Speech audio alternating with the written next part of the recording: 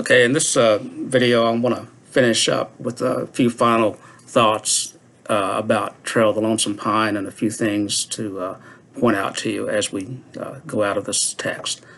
Let's see, beginning in chapter 24, we have a point where June has, we're entering the novel where June has changed pretty dramatically. She's matured dramatically. She's almost the opposite of Jack in many ways. And Jack has, as we talked before, been affected by his time in the mountains, and he's somewhat regressed, whereas June has greatly advanced.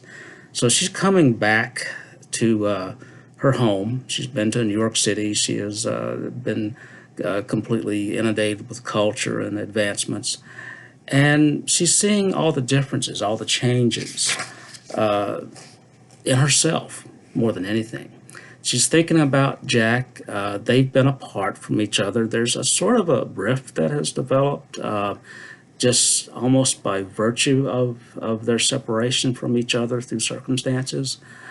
But also, kind of June thinking about where she is in life, where she wants to be in life. There's just that kind of a development narratively occurring in the novel, which is an interesting turn. That's a very interesting turn, and I think it's one of the good things, achievements that John Fox Jr. has going on with this book, is that he gets June to a point where she seems to be very much her own person, or becoming much more of her own person. In terms of plot, one of the things that we see in this section, Jack Hale has suffered from the bust in the mining industry. He has lost money. June's money he has managed to protect through investment, but he has constantly been trying to develop his mining interests, and he has lost some things. Now, if you go over a few pages in this chapter, it's in 291 of my version, there's some interesting moments here. June is back with her family, and she's sort of being scrutinized by her family. What are the changes that we see in June? And there's this very interesting moment here at the bottom of page 291. Han says, "You hain't lost a speck of your good looks, Junie." And June laughed without a flush. She would have reddened to the roots of her hair 2 years before. "I'm feeling right pert, thank you," she said, dropping consciously into the vernacular. That's an interesting moment to me. That's a moment of what might today be discussed as being code shifting, where people from one region will, if they go to another region where their dialect is distinctly different, begin to change their dialect. And that's an interesting moment in this text, because it's another moment where John Fox Jr. seems to really be understanding something about the region and about the people. So it's a moment of what sociologists in contemporary times would regard as being code shifting. And if you think about yourself, if you've grown up in a region and you've moved out of the region, consciously or not, sometimes you'll shift the way you speak. I've done it. I've been in different parts of the country, and I've changed the way I've talked. And then if you go back to where you came from, very often, maybe you've experienced this, I have, you'll switch back to a different way of speaking. So that's an interesting moment, I think, in this novel. Now, back to the plot. Again, the conflict with the Tollivers and the Fallons is heating up, so the feud is going to take us to the end of the novel. Uncle Roof, who had sort of been banished to the west, comes back, and he's referred to as Bad Roof. And June is there, and he meets she meets Bad Roof, and they don't really recognize each other very well. But the significant thing about this moment, and in my edition, this is 296, 297, is that June overhears Bad Ruth say something. And this is going to put her in a very difficult conflict. So what she hears Bad Ruth say is, "I'm going over to kill me a policeman." And her father warned gruffly, "You better keep away from there. You don't understand them fellers." But he says, "I'm going to go over to the Gap and kill me a policeman." June overhears this. So Bad Ruth, true to his word, he goes over to the Gap and he does indeed kill a policeman named Mockery. So as this conflict develops, we have, after this has happened, the volunteer guard comes looking for Bad Ruth. In 298, there's a rumble of two men's voices, and she knew as well what had happened as though she had heard every word they uttered. Ruth had killed him a policeman, perhaps John Hale, and with terror clutching her heart, she sprang to the floor, and as she dropped the old purple gown over her shoulders, she heard the scurry of feet across the back porch. Okay, so, John Hale shows, the volunteer guard shows up.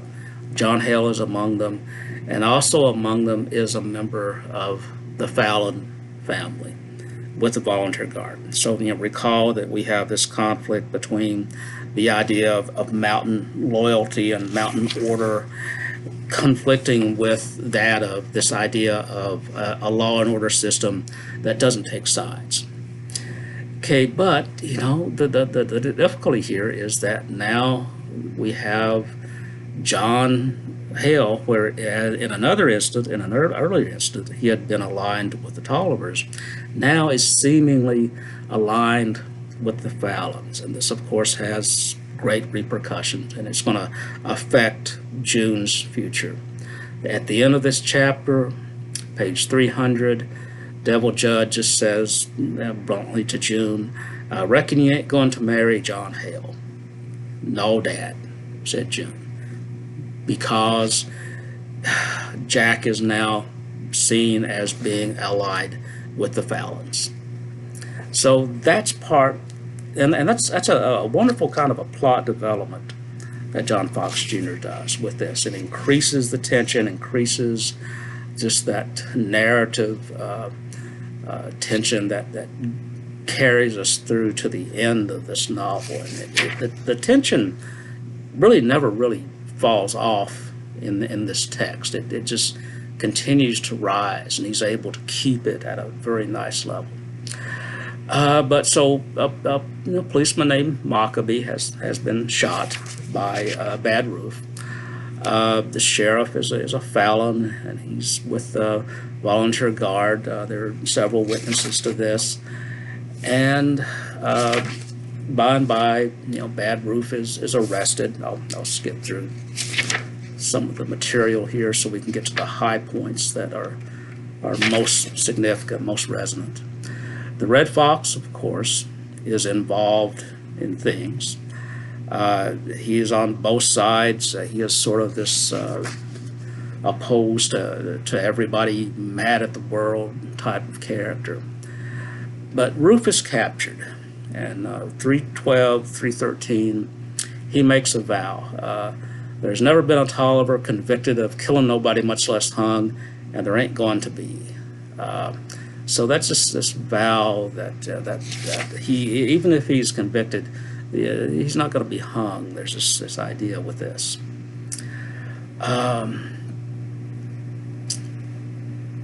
Let's see. Now the Red Fox, up to his meanness and villainy on 316, as being opposed to both sides of this, lays in wait for one of the Tolliver patriarchs, old Dave Tolliver, and he essentially bushwhacks him, kills him. So that's a murder on the Red Fox. This is about page 316 in my text. When a wagon came round the turn, driven by a boy with a gaunt frame of old Dave Tolliver lying on straw in the bed of it, his big rifle thundered, and the frightened horses dashed on with the Red Fox's last enemy, lifeless. Coolly he slipped back to the woods, threw the shell from his gun, Tirelessly he went by shortcuts through the hills, and at noon, benevolent and smiling, he was on guard again. So he is traveled through the woods in such a way as to make it seem like he was someplace else when the murder occurred.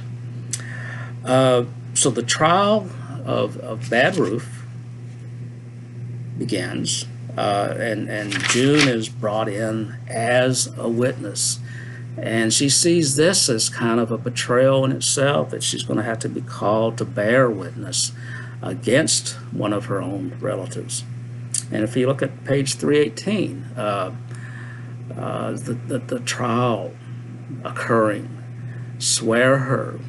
June lifted her right hand and put her lips to the soiled old black Bible and faced the jury and Hale and Bad Roof Tolliver, whose black eyes never left her face. He's a wonderful villain.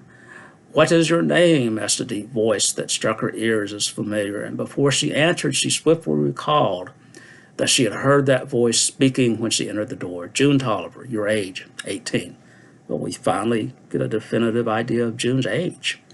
18, and she seems more mature in many ways, given all that the culture and education that she has had to benefit her. You live in Lonesome Cove, you're the daughter of Judge Tolliver, and it goes on in this way, in this sort of a courtroom dynamic. And she is just asked straight out, were you home on the night of August the 10th? I was. Have you never heard the prisoner express any enmity against this volunteer guard? And she is just basically led to the point where she has to make a choice to lie and defend her family, or to tell the truth and go against so many other things. Well, for one thing, it's to not tell the truth is to go against all these things that have benefited her, to go against civilization, which she is the kind of civilization that she has been brought to believe is superior to her own, to go against modernization. But even possibly most important to her is that she has sworn on the Bible. So that's a distinct thing that John Fox Jr. brings in as well. So it's not by any means an easy choice for her to make. And really, does she have any choice? She's somewhat compelled. Can she really lie here? So what was the last thing you heard the prisoner say that afternoon when he left your father's house? It had come. How well she remembered just what he had said, and how that night, even when he was asleep, Ruth's words had clanged like a bell in her brain. What her awakening terror was when she knew that the deed was done, and the smiling fear that the victim might be Hale. So she's tormented by this. And she has to answer truthfully. He's on page 320 of my text, a couple of pages over. He said he was going over to the Gap. There was a commotion at the door again. The crowd parted, and in towered giant Judd Tolliver, pushing people aside as though they were straws, his bushy hair wild and his great frame shaking from head to foot with rage. "You went to my house," he rumbled hoarsely, glaring at Hale, "and took my gal there when I weren't as home. So that's the betrayal that Devil Judd feels here. And then John Fox Jr. does a wonderful job of drawing out this moment of high tension and conflict for June. And finally, she's asked again, "What did you hear?" "I'm going over to the Gap." Her face turned deadly white. She shivered. Her dark eyes swerved suddenly full on Hale, and she said slowly and distinctly, yet hardly above a whisper, "To kill me a policeman." So she's had to say this. And then she sees that Jack Hale is in the courtroom. If you go over a couple of more pages in 325 of my text, while June thus waited the passing of the days, many things came clearly to her. for the grim finger of reality had torn the veil from her eyes and let her see herself but little changed at the depths by contact with John Hale's world, as she now saw him but little changed at the depths by contact with hers. She is still who she was before she left the gap she sees, and John Hale is still who he was. The conflict there, of course, is between the two worlds. And what John Fox Jr. is doing for the novel here is that it's not an automatic that this romance between Jack and June will work out. It's not a given. There is still the conflict to be played out as to whether the two worlds can come together, who they really are. Will they really be separated by the circumstances of their past lives? How much of a gulf, of a rift, is there between the two worlds? She'd seen Hale in the courtroom, and Hale saw only that in the courtroom she had drawn her skirts aside, that she had looked at him once and then had brushed past his helping hand. It put him in torment to think of what her life must be now and of how she must be suffering. He knew that he would not leave her father in the crisis that was at hand, and after it was all over, what then? She would not leave her father, His hands would still be tied, and he would be even more helpless than he had ever dreamed possible. To be sure, an old land deal had come to life just after the discovery of the worthlessness of the mine in Lonesome Cove and was holding out another hope. But if that too should fail, or if it should succeed, what then? So that conflict expressed there. What's the future going to be? Now, Jack Hale suspects the Red Fox. He has suspected the Red Fox for quite a while for being up to things, and he suspects him in the murder of old Dave, and he is able to track to where old Dave had been ambushed and to actually figure out where he had been ambushed from. And in doing that, he is able to find evidence. He finds a shell casing that came from the Red Fox's gun. If you remember, there was a scene early on when Jack Hale first meets the Red Fox, and the Red Fox's rifle is talked about, is described at great length and for its uniqueness. So this shell casing goes with that. And Jack remembers on some 327, Hale quietly learned that long ago the Tollivers bitterly opposed the Red Fox's marriage to a Tolliver. That Rufe, when a boy, was always teasing the Red Fox and had once made him dance in his moccasins to the tune of bullets spitting at his feet. It's curious how John Fox Jr.'s language can be so variable. At some times, at many points at its best, it's this wonderful realism where he's describing nature. At moments like this, the tune of bullets spitting about his feet, almost sounds like a stereotypical dime novel of the Old West, the old adventure stories kind of language. So a curious mix of many things in this novel. But he has found the evidence, and he has proven, or been able to at least prove enough that Red Fox was involved to have him arrested, and then Red Fox will be tried. He is tried and sentenced to hanging, as has Bad Rufe been. If you look on, and getting to that plot point before that, just a bit before that, on page 338, just before the page right before chapter 29 begins, paragraph right before that. Back in Lonesome Cove, June Tolliver sat alone, her soul shaken and terror-stricken to the depths, and the misery that matched hers was in the heart of Hale as he paced to and fro at the county seat, on guard and forging out his plans for that day under the morning stars. So even though they are at odds, or by circumstances, they are at odds. There's a seeming rift between them. They still seem to be connected, tied. They're of the same sort of feelings, the same hearts and minds in many ways, but they're separated by circumstances. So when Bad Roof is taken to be hanged, the Tollivers have set a marksman up to shoot Bad Roof before he can be hanged, and the marksman shoots Bad Roof, but Roof doesn't die immediately, and he is hanged. So I'm actually going through several pages here. That's sort of the exciting Western part of the novel, Western novel style that we're seeing.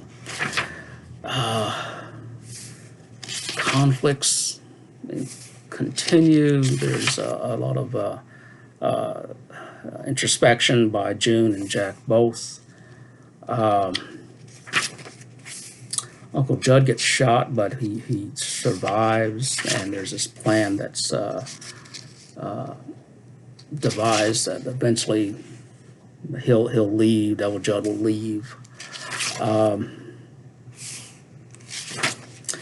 The Red Fox. Okay, page 368. This is in chapter 29. The Red Fox's hanging is detailed, and his wife appears here, and she has always, as many of the women other than June is really the only really prominent female character. There's Miss Anne, there's Old Han, there's Jack's sister, but they're somewhat developed. But Red Fox's wife is, as has June's stepmother, been these figures in the background. So here's a description of Red Fox's wife, soon-to-be widow. The little old woman in black had made even the cap that was to be drawn over his face, and that too she had made of white. Moreover, she would have his body kept unburied for 3 days, because the Red Fox said that on the third day he would arise and go about preaching. Remember the Swedenborgian religion, these ideas of the supernatural, and him seeing himself as this prophet and as a supernatural type of figure. Here, obviously equating himself to a Jesus figure, a Christ figure, that he is going to arise and go about preaching. So that even in death, the Red Fox was consistently inconsistent, and how he reconciled such a dual life at one and the same time over and under the stars was, except to his twisted brain, never known. He walked firmly up the scaffold steps and stood there blinking in the sunlight. With one hand he tested the rope. For a moment he looked at the sky and the trees with a face that was white and absolutely expressionless. Then he sang one hymn of 2 verses and quietly dropped into quietly dropped into that world in which he believed so firmly and toward which he had trod so strange a way on earth. So the Red Fox is gone. Now what remains then simply is, so the feud has played out. There's been death on both sides, destruction on both sides. The last conflict to really be resolved now, as rightly it should be, because it's the most important, it's the central theme of the text in many ways, is the romance between Jack and June. On their way to resolving that, Jack Hale and young Dave finish their business. Dave goes looking for Jack. They have this encounter, and on 373, and again, Dave, I think, is one of the most interesting characters of the text in so many ways, for the kinds of things that he says. On 373, he has a speech. You went over there in Lonesome with your high notions and your slick tongue, and you took June away from me, but she wasn't good enough for you then, so you filled her up with your full notions and sent her away to get her poor little head filled with furrin ways so she could be fitting to marry you. You took her away from her daddy, her family, her kinfolks, and her home, and you took her away from me, and now she's been over there eating her heart out just as she ate it out over here when she first left home. And in the end, she got so highfalutin that she wouldn't marry you. And it kind of, in many ways, that is the situation that they are in. Hale laughed, he laughed, Dave laughed, and Hale winced under the laugh and the lashing words. And I know you're eating your heart out too because you can't get June, and I'm hoping you'll suffer the torment of hell as long as you live. God, she hates you now. To think of your knowing the world and women and books. He spoke with vindictive and insulting slowness. You being such a fool. Keep these manners of speech in mind in this text as you go into our next book, which is A River of Earth by James Still. And we see here Fox goes to such great effort to recreate his hearing of the dialect, phonetically spelling things, dropping letters from words.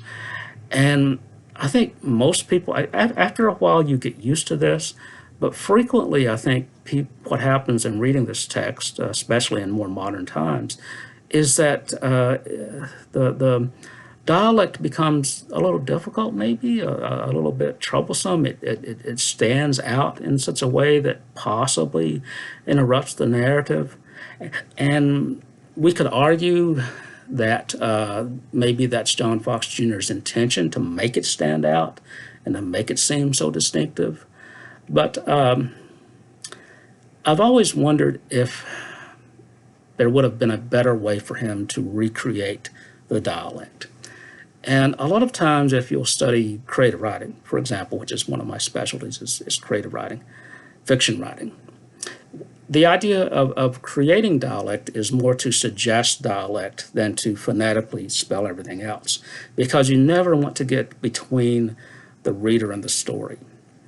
So one of the things I'd like you guys to think about, and I'll mention this again when we're into River of Earth, is the distinction in the ways that John Fox Jr. handles dialect and the way that James Still handles dialect.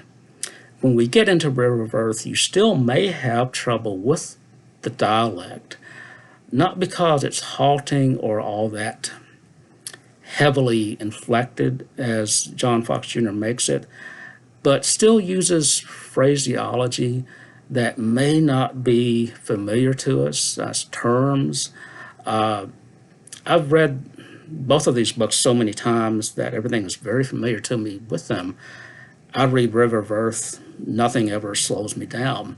But I often hear from students in River of Earth, as with this text, that they have trouble with the dialect. And it doesn't surprise me with Trail of the Lonesome Pine, but it does surprise me a little bit with River of Earth. So that might be an interesting topic we can pursue when we get into that text.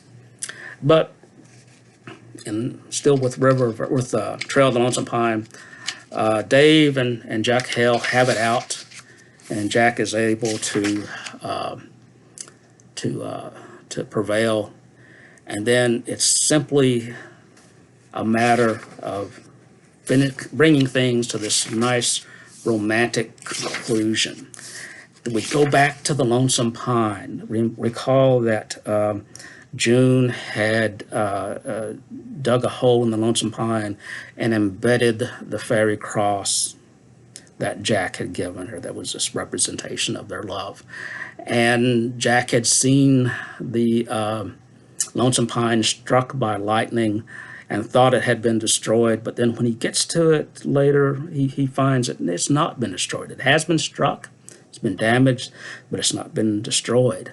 And he finds that the fairy cross has been embedded into the Lonesome Pine. So it's this wonderful image here. And credits the fairy cross for having saved the Lonesome Pine. And the Lonesome Pine can represent many things in this text. It can represent fate. Why is it in the place that it's in? Can represent who June is as a character. And at this instance of it having been struck by lightning and saved by this little representation of Jack and June's love, we can certainly say that it is representative of the relationship between Jack and June.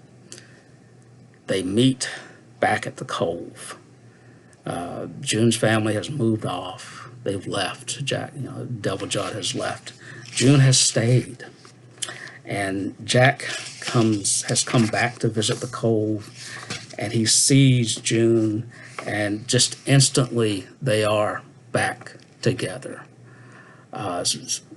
Reconciliation, 406 and 407.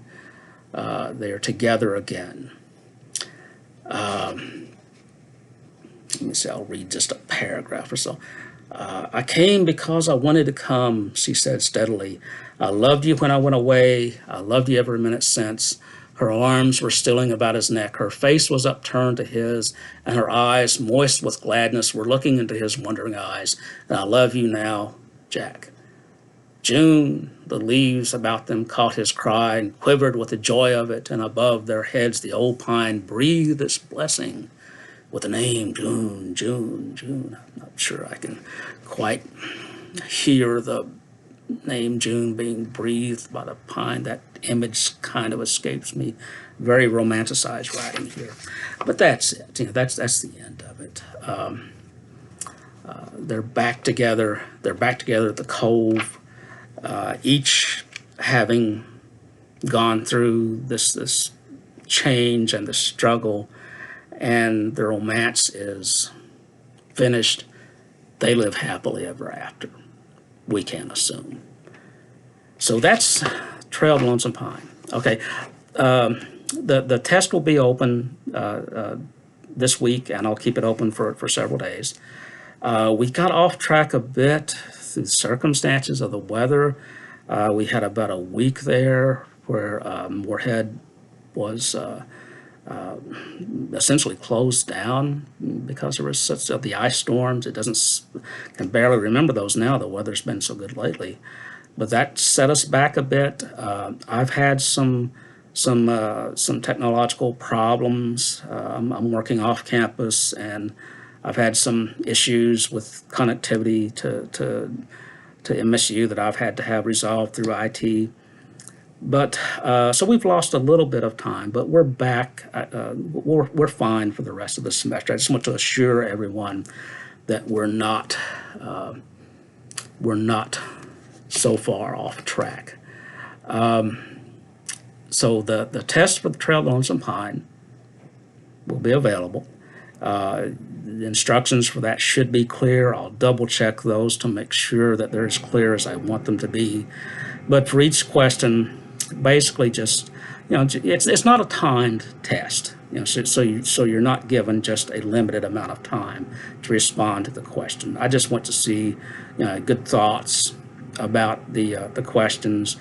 They're not yes or no questions. They're not necessarily identification questions.